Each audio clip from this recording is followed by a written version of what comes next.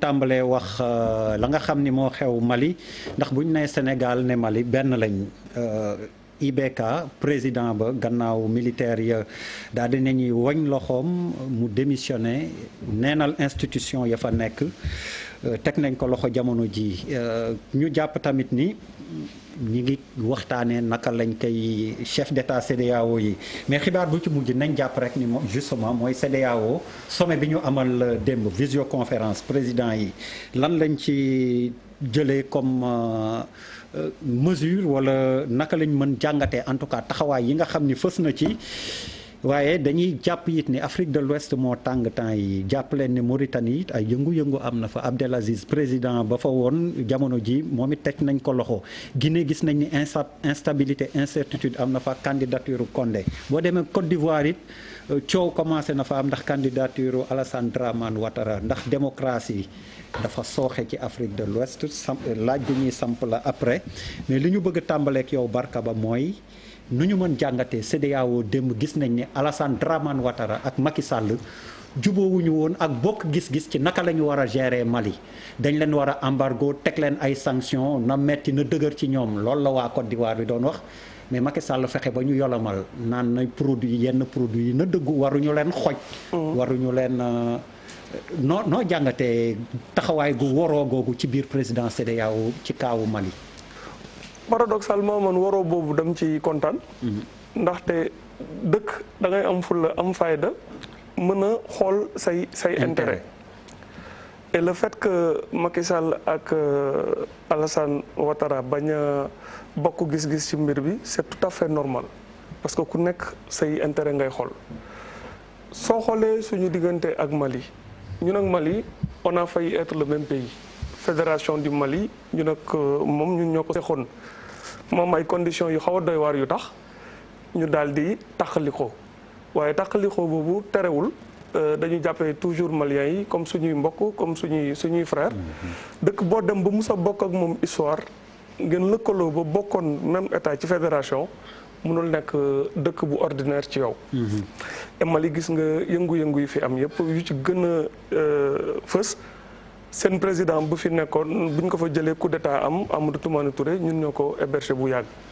donc ci question CEDEAO bi CEDEAO ci boppam dafa am problème bi mooy perception yu population yi am ci CEDEAO seen taxawaay. surtout nag ci crise yu mel nii soo xoolee nit ñi ci réseaux sociaux yi ak opinion publique bi en général dañuy critiquer toujours organisation bi nu muy doxalee. dañuy jàpp ni toujours que dafa sori askan wi dafa sori population yi ñu bëri sax dañu jàpp ne club bu chef d'état la. dañuy xaar toujours ba ñu am jafe-jafe ñu doog a daw naan dañuy wallu kenn ci seeni naatangoo yi. te lu ñu wax nañu rétablir Ibrahima Boubacar Keïta ak sanction yu ñu jëli mu nekk loo xam ne ñu bëri d'accorduñ ci tellement Ibrahima Boubacar Keïta dafa impopulaire. loolu benn la ci loo xam ne day brouiller image ak communication wu CEDEAO le fait que ñu jàppale leen syndicat ñoo xam ne ñoom ñoo bokk mbuus ñoom ñoo bokk ay pratique mais ma jàpp ne loolu perception boobu soo amee jàngat bu gën a xóot. Parfois c'est un peu injuste. donte motle wuñu lépp ci seen taxawaay ni ñu war a taxaw yëpp motul CEDEAO quand même am na ay jéego yu mu dox yoo xam ne man am na yu ma ci fekkee soo xoolee intervention wu Gambie bi Sénégal fësoon ci loolu wax dëgg yàlla CEDEAO dox na fa lu exceptionnel. parce que lu tax mu metti kuréel bi amul doole biñ ko foogee état yu bëri sax. pour ñu nekk à jour seen cotisation problème la. soo xoolee beneen dëkk bu mel ni Guinée-Bissau temps yi léegi CEDEAO pare fa mission militaire bu mu fa def Guinée-Bissau presque dëkk bu abonné woon ci instabilité la. ci ay coup d'état mais malgré CEDEAO nu mu néewoo jumtukaay. def na yóbbu nañ fa force. boo xam ne ñoom ñoo sécuriser dëkk bi ay ati at. am sax ay état yoo xam ne pour ñu cotiser seen xaalis wala envoyer ay troupes Guinée-Bissau problème la mais jàpp nañ ne Guinée-Bissau ci dëkk yu gën a ndóol ci sous-région bi la bokk ci adduna bi sax mais malgré ça ñu ngi doon def liggéey ci suuf boo xam ne ñu bëri duñ ko fësal donc CEDEAO dañu am problème mu perception dañu am problème mu image et dañu war a renouveler seen mindset seen logiciel ak seen taxawaay. Maintenant pour crise Mali bi pour revenir ci fond question bi. il est heureux que Sénégal daal di xoolaat bu baax Charles mu ngi koy tudd sànq bu ngeen def seen débat sur affaire nitrate d'ammonium bi am lu mu wax ci portu Dakar. ñun Mali c'est vital pour nous. tey suñu toppee sanctions yi sur le principe c'est normal que état yi ñu daal di condamner coup d'état. coup d'état amul fenn fu muy amee au monde ñu tàccu. c'est des questions de principe c'est réprouvé par la morale. mais y a la morale y a la réalité mooy aussi que Ibrahima Boubacar Keïta il fallait pas être grand clerc pour xam ne coup d'état mu ngi ko doon yot. wala instabilité mu ngi ko doon yot su dul woon coup d'état xëy na sax safaan bi mooy am dañ koy fekk ci palais bi génne ko fa. parce que gisoon nañ insurrection bi nu mu demee. oui c'est normal que militaires yi suñ jëlee pouvoir ñu condamné leen.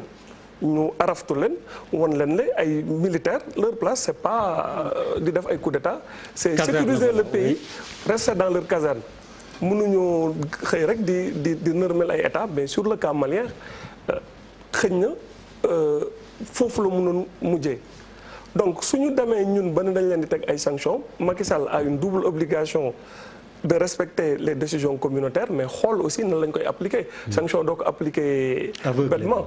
lu tax Charles lu mu waxoon mu important ñun ak Abidjan on est presque en compétition. ci question yooyu moo war a nekk les questions fondamentales.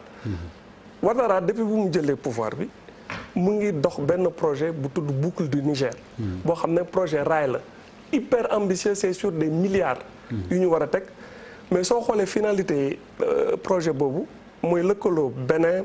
Togo Niger Côte d'Ivoire ñoom ñëpp ñu daal di am benn corridor boo xam ne seen produit fa la ñuy jaar mais loolu su amee musiba la ci port de Dakar. oui parce que Abidjan ak Dakar dañu nekk en compétition. mais presque féroce et c'est normal. ñële ñoom am nañ xam-xam am nañ vision ils vont tout faire même route yu Abidjan bëgg a def camion malien yi su doon seen sago comme Mali amul géej. oui mais foofu lay jaar. donc ñun ak ñoom bokkuñu intérêt ci Mali beneen bi mooy ñun on a une force de presque 1000 soldats et quelques. yoo xam ne ñu ngi Mali. di wàllu si dëkk bi. beneen bi mooy le nombre de sénégalais yuy dund Mali. di fa daan seen doole ñii di ay tailleurs ñii di liggéey ci leneen ak leneen. tey suñu ñëwee ñun ñu daal di appliquer décisions yi d'une manière aveugle. sans souplesse. mais ñooñu noonu gàllankoor la est-ce que suba sax nit ñi duñu retourner contre ñoom daal di def ay représailles ci ñoom wala mu créer ay problèmes. Sénégal dafa war a am fulla ci affaire sous-région bi daal di affirmer leadership am sans complexe. su toogee ci instance yooyu ñun dañu am benn investissement boo xam ne yàlla daf ñu ko may musuñu am coup d'état. on n'a pas on doit relever la tête sante ko yàlla loolu investissement la dëkk daf ko war a jëfandikoo ci diplomatie am musuñu am guerre civile yàlla tere xamuñu loolu Macky Sall commencé na nekk ku ñu xam ci sous-région bi il a été élu démocratiquement et cetera warul am complexe benn président pour défendre ay intérêt ak pour jéem a jël leadership et leadership boobu c'est tout à fait normal pour que muy Guinée-Bissau muy Gambie bi nga xam ne il a contribué à placer foofu ay nit jàppale leen ba ñu jël pouvoir bi loolu dafa war a refléter diplomatie Sénégal. et man nag jàpp naa ne diplomatie boobu assumer wu ko nu mu ko war a assumer bu ci njëkk mooy soo xoolee tey Mali wala Guinée-Bissau wala Gambie mais ñun nos meilleurs diplomates ak suñu force de ñu war a recruter ñi nga xam ne dooleel leen ambassades yooyu. suñu diplomatie foofu la ñu ko war a def France premier poste diplomatique Allemagne la pour des raisons stratégiques après Washington. mais ñun suñu premier poste diplomatique Gambie la war a doon. Mali topp ci Mauritanie topp ci Guinée-Bissau topp ci. mais dafa mel ni suñ fa yóbbee yenn diplomates yi dañ leen sanctionné. que dañuy rus nañ sax ne ñoom dañ leen ñenn nañu pas tous parce que on a eu de très bons diplomates yu fa nekk. mais soo demee nga xool ambassades yu ñu leen jox jumtuwaay yu ñu leen jox mais reflété wul. position bu Sénégal war a refléter seen ambassades yi yu ñu ci defar bëriwul ay bâtiments yu ci bëri dafa màgget personnel bi doyul alors que même ñun ay école tey pourquoi Sénégal mun nga imaginer Sénégal amul une école sénégalaise de Bamako wala comme nu mu amee woon lycée sénégalais de Banjul on doit avoir du soft power du ñëw jaay suñuy voisins doole wala gën ñun ñoo leen gën a xam wala ñun ñoo leen gën mais ñun dañu war a investir ci sous-région bi pour des raisons économiques. président Macky Sall suy dem voyage muy yóbbaale ay hommes d'affaires di leen ubbil ay marché di leen ko jox ñuy liggéey pour mu jëriñ Sénégal mais pas dem ci ay sommet nii wala man am na voyage am yu bëri yoo xam ne soo gisee président délégation ñu muy àndal mais tu te demandes dans quel pays on est parce que président tey à l'image de ce que fait le roi du Maroc suy dem fenn yóbbaale ay hommes d'affaires daal di am xam-xam Mohamed VI dem na Guinée-Bissau dafa presque une semaine le pays presque le plus pauvre du monde le roi du Maroc dem fa mais loolu xam-xam la demeewu fa pour leurs beaux yeux dans 10 ans dans 15 ans les banques qui seront là-bas assurances wala la soo moytul waa Marocains yi ñoo ko yore donc ñun suñu diplomatie dafa am faiblesse qu'on ait le courage de le dire et il y a beaucoup de complexes yoo xam ne nit ñi ay poste Paris la ñuy daw ay poste dem Washington alors que c'est dans la sous-région ma terminer ci benn affaire wax nga ne y a une sorte de cercle de feu bon c'est une expression boo xam ne un peu galvaudée qui nous ceinture dëgg la mais instabilité boobu ngay wax ni nga xam ne mu ngi géttee sous-région bi moo war a tax ne dañu war a changer complètement suñu logiciel diplomatie consacré que ci loolu pour des raisons économiques pour des raisons sécuritaires